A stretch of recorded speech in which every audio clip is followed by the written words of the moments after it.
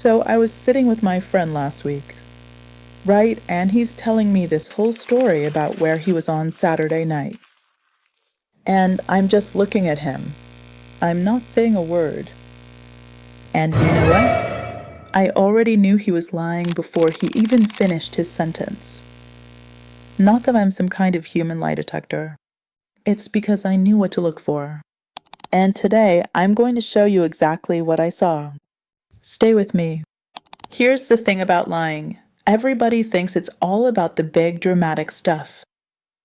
Like someone sweating or looking away or crossing their arms. That's what movies will tell you. But I'm telling you that the real signs are so small that most people walk right past them every single day. And what you need to understand is that people lie constantly. I don't mean evil lying. I mean small stuff. I'm almost there. I read your message. I just forgot to reply. Yeah, I'm fine. We all do it. Which is why learning this is so useful. Because once you see it, you cannot unsee it. The person who knows how to spot this stuff can walk into any room, and they're already 10 steps ahead of everyone else. And that's what we're building today. So let me get into it. The first thing to pay attention to is your choice of words. Not their face, hands, or words. Do you know that when people lie, there is a high chance that they change how they talk without even realizing it? And I mean the actual words they pick. A person telling the truth will say, I didn't take it. While a person lying will say, I would never take something like that from you. You see what happened there. One sentence answered the question. Meanwhile, the other one performed.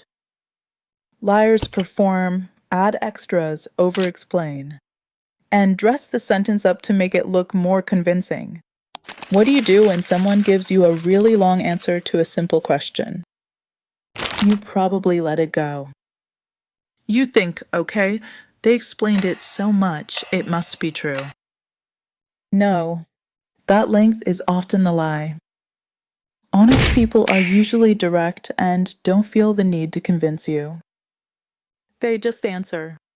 And there's another thing about word choice. When people lie, they often stop using words like I. They distance themselves from the story. Instead of I went to the store, it becomes we went to the store, or the thing that happened was. They're removing themselves from the lie so it doesn't feel like it belongs to them. This is a very old pattern, but it shows up everywhere. But here's the interesting part. Because words are just half of it. The other half is something people almost never talk about. And it's the one thing that will change how you read people forever. I'm talking about the gap. I mean the gap between what someone says and how their body reacts when they say it. And I'm telling you, this is where most liars get caught. Even when they think they're doing a great job. See, your brain can control your words. You can rehearse a story, you can pick the right sentences, you can sound totally calm. But your body didn't get the memo. It's still reacting to the truth underneath.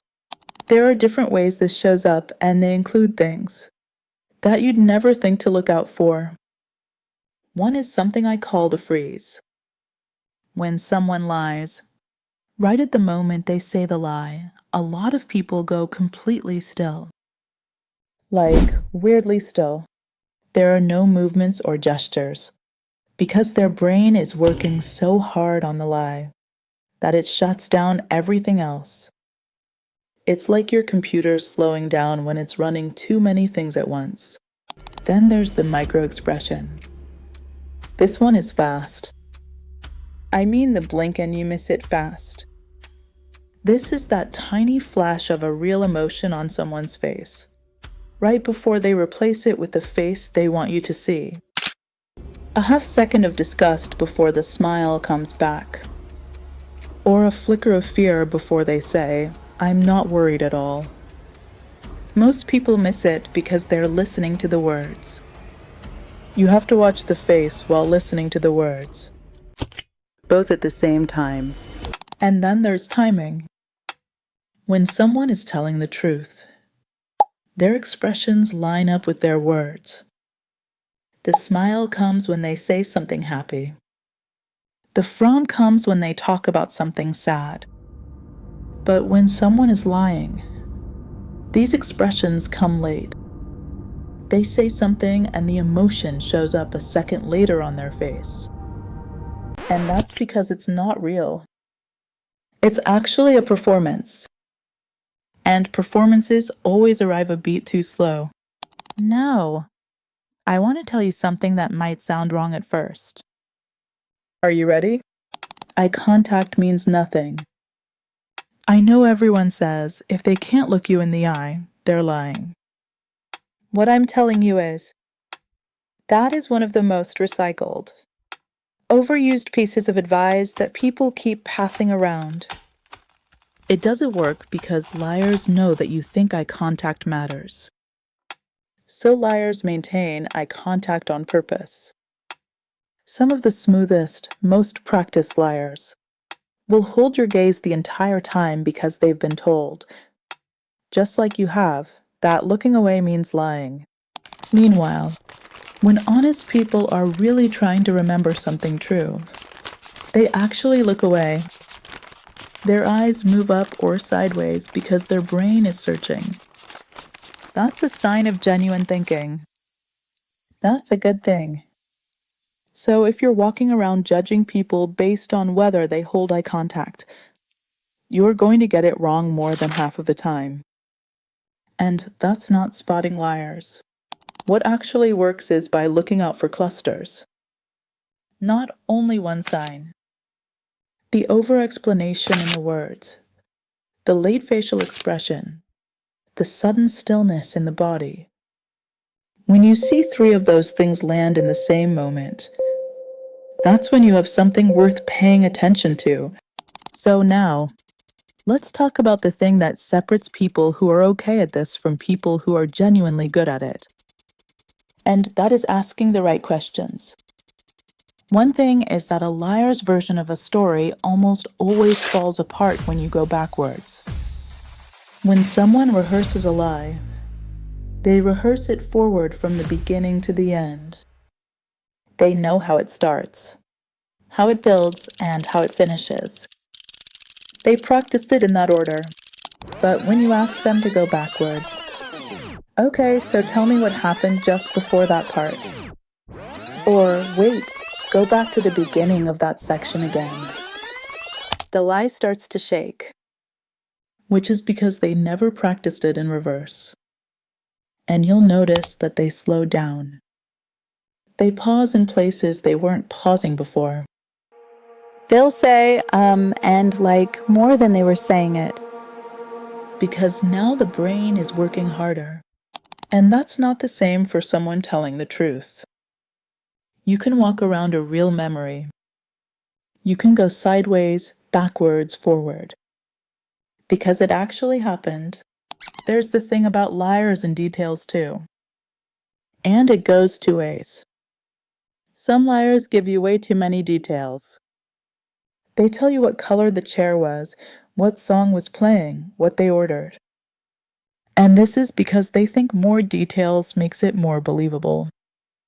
But real memories are usually just regular level detailed. Not a movie scene with full details. Then there's the other type. The liar who is too vague. I was just out, just around. No anchor or a real scene. Because there is actually no real scene. One of the most powerful things you can do in any conversation where something feels off is to just pause. People who are not being straight with you cannot handle silence. So they will try to fill it. Just go quiet and wait. And what they fill it with is very, very telling.